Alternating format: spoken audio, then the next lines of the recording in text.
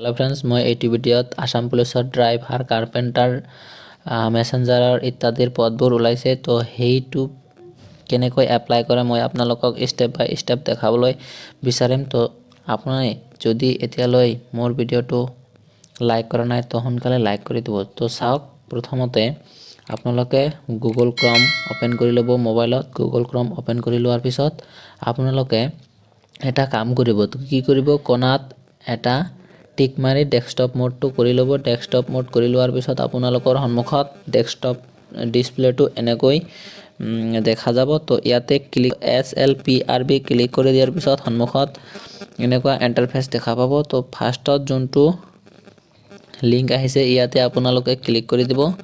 তাৰ পিছত এনেকুৱা ইন্টাৰফেস খোল খাব।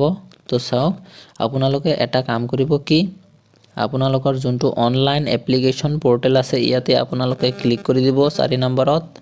তো চাওক আপোনালোকৰ সন্মুখত এনেকুৱা ইন্টাৰফেস আহিব। তো এপ্লাই অনলাইনত আপোনালোকে ক্লিক কৰি দিব। কৰি দিয়াৰ পিছত ৰেজিষ্টাৰ যাৰ আছে হিহতে লগইনত ক্লিক কৰি দিব আৰু যাৰ ৰেজিষ্টাৰ নাই আপোনালোকে ৰেজিষ্টাৰ কৰি লব। আৰু মোৰ ৰেজিষ্টাৰ আছে সেই কাৰণে মই লগইনত ক্লিক কৰি দিছো। লগইনত ক্লিক কৰি দিয়াৰ পিছত আপোনালোকৰ সন্মুখত মোবাইল নম্বৰ আৰু ডেট অফ বাৰ্থ দি লগইন কৰিব ক'ব।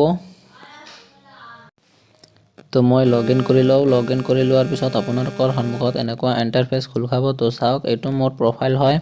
প্ৰফাইলটো মোৰ খুলি গেল। তাৰ পিছত আপোনালোকৰ সন্মুখত এনেকুৱা ইন্টাৰফেস খোল খাব। তো চাওক আপোনালোকে তলত যোন এপ্লাই আছে ইয়াতে আপোনালোকে ক্লিক কৰি দিব। তো চাওক মোৰ 4টাত অলৰেডি এপ্লাই হৈ গৈছে।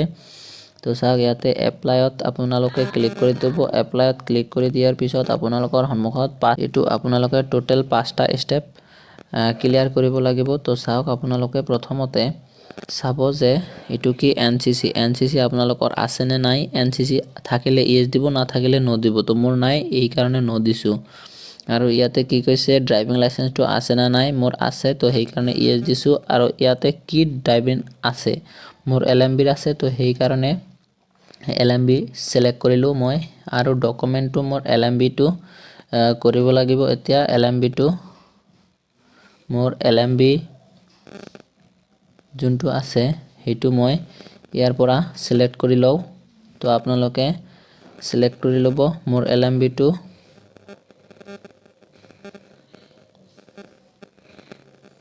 ড্ৰাইভিং লাইসেন্সটো এটো হয় মই এটো আপলোড কৰি দিলো। তো চাওক আপলোড হৈ গেল। তো মই ইয়াতে আপলোডত ক্লিক কৰি দিলো। আপলোডত ক্লিক কৰি দিয়াৰ পিছত আপোনালোকৰ সন্মুখত এনেকুৱা ইন্টাৰফেস খোল খাব। তো চাওক মোৰ এলএমবি টো ড্ৰাইভিং লাইসেন্সটো আপলোড হৈ গল। তো চাওক ইডব্লিউএস মোৰ নাই তো সেই কাৰণে নো দিলো।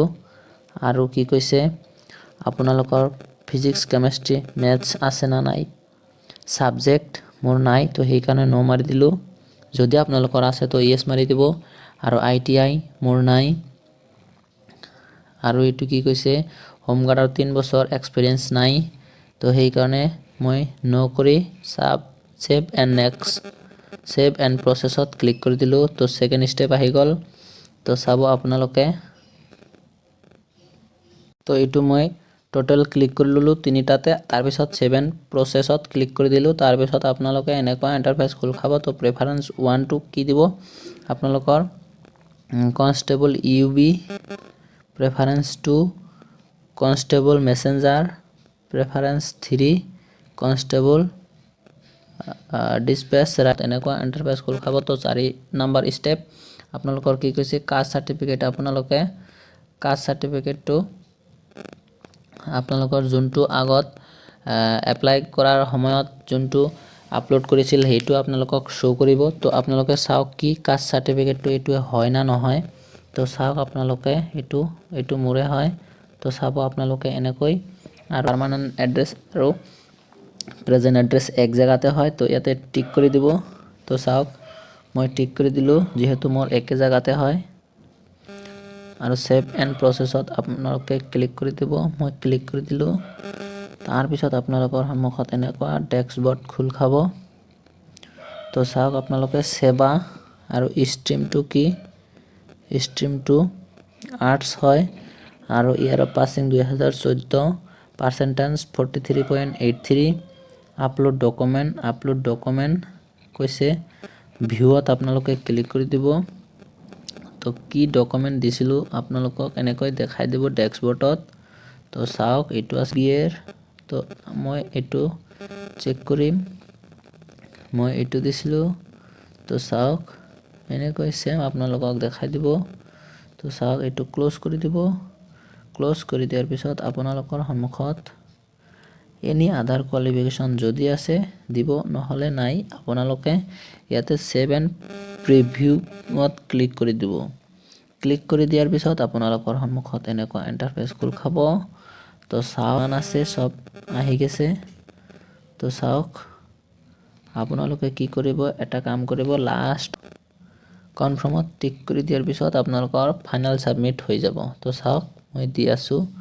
মোৰ অলৰেডি ঠিকে আছে তো চাওক ইয়াতে মই কনফাৰ্মত ক্লিক কৰি দিলো তো মোৰ এপ্লিকেশনটো সাবমিট হৈ গেল তো সাবমিট হোৱাৰ পিছত আপোনালোকে কি কৰিব ইয়াতে ডাউনলোড একনলেজমেন্ট বুলি এটা অপচন পাইছে না ইয়াতে তো ইয়াতে আপোনালোকে ক্লিক কৰি দিব ক্লিক কৰি দিয়াৰ পিছত আপোনালোকৰ সন্মুখত এনেকুৱা ইন্টাৰফেস খোল খাব তো চাওক এইটো ডাউনলোডত ক্লিক কৰি দিব এটো হল আপোনালোকক দেখাই দিব তো চাওক এটো মোৰ হয় আৰু এনেকৈ দেখাই দিছে তো চাওক এটোই আছিল মোৰ এটা হৰুহুৰা ইনফৰমেশন আজিলৈ মানে যদি ভিডিওটো ভাল লাগে তো আকৌ এবাৰ কৈ দিছো যে লাইক কৰি দিব আৰু এনেকুৱা ধৰণৰ হেল্পফুল ভিডিওবোৰ পাওয়াৰ বাবে চেনেলটো সাবস্ক্ৰাইব কৰি বেল বাটনটো দবাই থব যাতে কোৱা ধৰণৰ ভিডিওবোৰ আপোনালোকে অতি সোনকালে পায় আজিলৈ মানে জয় হিন্দ